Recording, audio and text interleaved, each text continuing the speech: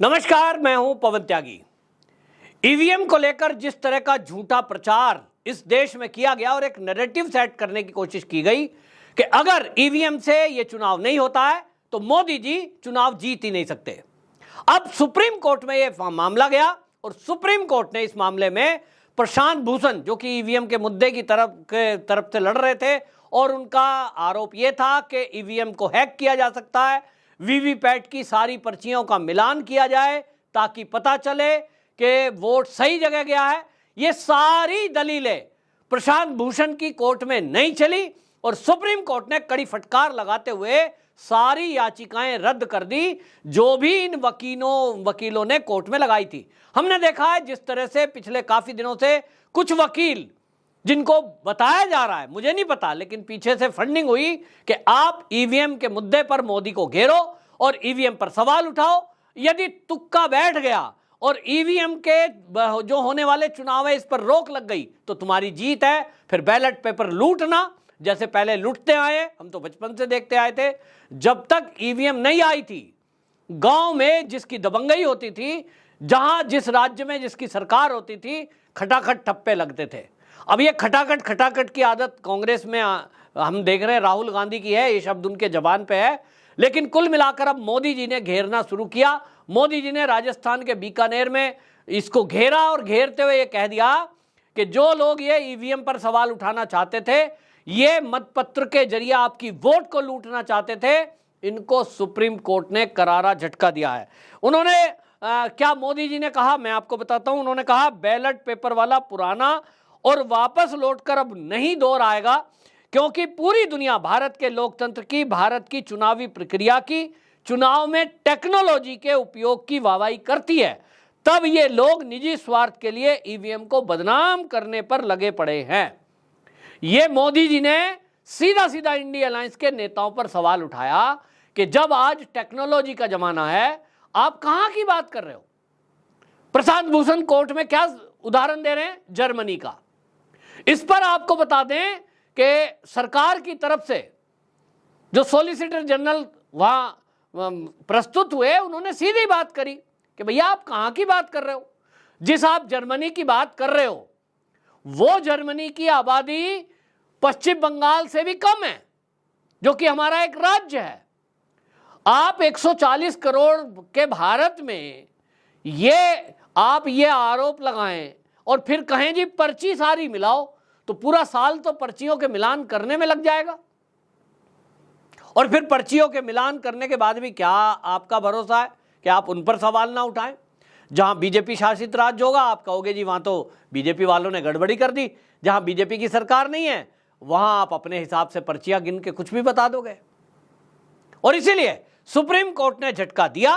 तो अब ये जो टुकड़े टुकड़े गैंग है, ये जो देश विरोधी ताकतें हैं, इनको बहुत बड़ा झटका लगा है। हालांकि हाँ, ये जो सूत्र हैं ये बता रहे हैं इनको चंदा काफी मिल गया इस नाम पे। कई बार जंतर मंतर पे धरने प्रदर्शन करे, जगह जगह मीटिंग करी, पूरे देश में घूम रहे हैं, ऐसा एक माहौल बना दिया। आपको बताऊं, मुझे कोई कह रहा था, और ये गांव में कहावत भी है कि वकील और डॉक्टर, ये दो लोग ऐसा पेशा है कि आप कोई केस लेके पहुंच जाओ, कोई समस्या लेके पहुंच जाओ। अच्छे डॉक्टर और अच्छे वकील की बात नहीं कर रहा हूं। अच्छे डॉक्टर और अच्छे वकील तो ऐसे भी हैं कि आपको देखेंगे और डायग्नोज करेंगे और कहेंगे देखो भाई हमारे बस की ये इलाज नहीं है, अब आप बड़े अस्पताल ले जाओ। बड़े अस्पताल में जाओगे तो कोई बता देगा कि अब ये मरीज बचने वाला नहीं है, घर ले जाओ, सेवा करो। मैंने ऐसे डॉक्टर देखे हैं, खुद मैंने ऐसे डॉक्टर देखे और सुने हैं।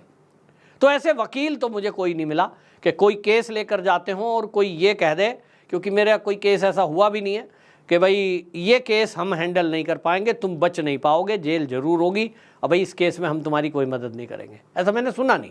क्या कहावत है, कहते हैं वकील और डॉक्टर का ये पेशा है कि कोई भी क्रिमिनल वकील के पास पहुंच जाए, कुछ भी केस लेके पहुंच जाए, कोई भी आदमी कोई समस्या लेके पहुंच जाए कि साहब इसमें मुझे न्याय चाहिए, कहेंगे हाँ हाँ पक्का, अरे इतना मुआवजा दिला दूंगा तुझे, चिंता मत कर, ले आओ फीस लाओ मेरी।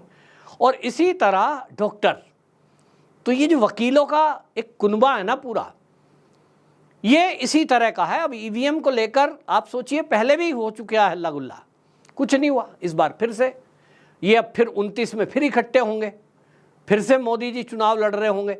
तो 29 में खैर मोदी जी लड़ेंगे कि नहीं इस पे तो संशय है, लेकिन भाजपा के विरुद्ध फिर से एक नैरेटिव बनाएंगे। कुछ देश विदेश की संस्थाएं जुटती हैं, कुछ चंदा जुटाया जाता है, हम मोदी को हटवा देंगे, हम मोदी को चुनाव में रोक लेंगे, लाओ भाई चंदा, हम आंदोलन करते हैं। कुछ मीडिया हाउसेस को इकट्ठा किया जाता है, कुछ एनजीओ, कुछ मोमबत्ती गैंग, सब मिलकर के एक माहौल बनाते हैं। अल्टीमेटली होना क्या है, इनको लगता है कि हम कुछ भी गड़बड़ी करा सकते हैं। हालांकि सुप्रीम कोर्ट का इसमें धन्यवाद करना होगा कि जब चुनावी प्रक्रिया चल रही हो, 2 फेज का चुनाव हो गया हो, ऐसे में ये तत्काल फैसले से कम अफवाहों के बाजार को गर्म होने से रोक लिया। नहीं तो अभी तक लोगों के दिमाग में ये संशय थी कि चुनाव होगा कि नहीं होगा, ईवीएम का चुनाव रद्द होगा कि नहीं होगा, ये सारी चीज़ें हैं।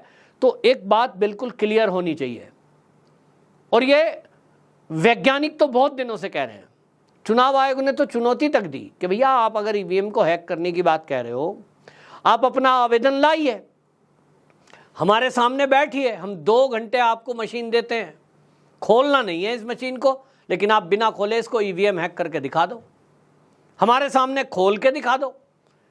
मेरे एक मित्र हैं और वो आईटी के एक्सपर्ट भी हैं, वो आईटी का एक्सपर्ट अंशुल सक्सेना, वो बता रहे थे कि चुनाव आयोग ने बाकायदा जब इनविटेशन भेजा था इस तरह से खुला कि भाई कोई भी आना चाहता हो तो हमारी ईवीएम को हैक करके दिखाए, तो वो बता रहे थे कि मैं भी इसलिए गया कि मुझे करना नहीं था, लेकिन मुझे देखना था कि क्या कोई ऐसा एक्सपर्ट आता है कि कहीं ये ईवीएम को हैक करता है। तो वो अंशुल सक्सेना बता रहे थे कि एक भी व्यक्ति वहां आया ही नहीं, विपक्षी दलों का कोई भी, जो ये अपने आप को बड़े बड़े दावे सड़कों पर कर रहे थे कि भाई ईवीएम हैक हो सकती है, मुझे ला के दिखाओ, मैं करके दिखाऊंगा, और करके भी दिखा रहे थे।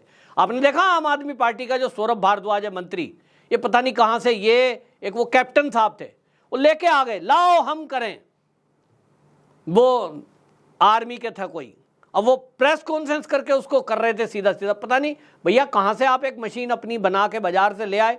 आपकी बात हो रही है कि जो चुनाव आयोग इस्तेमाल कर रहा है उन ईवीएम को हैक करके दिखाओ, और उस पर इस तरह के मैंने केस देखे हैं। वीवीपैट, उनकी पर्चियों का मिलान 100% नहीं होता है, लेकिन कुछ पर्चियां जो निकलती हैं उनका मिलान तो होता ही है।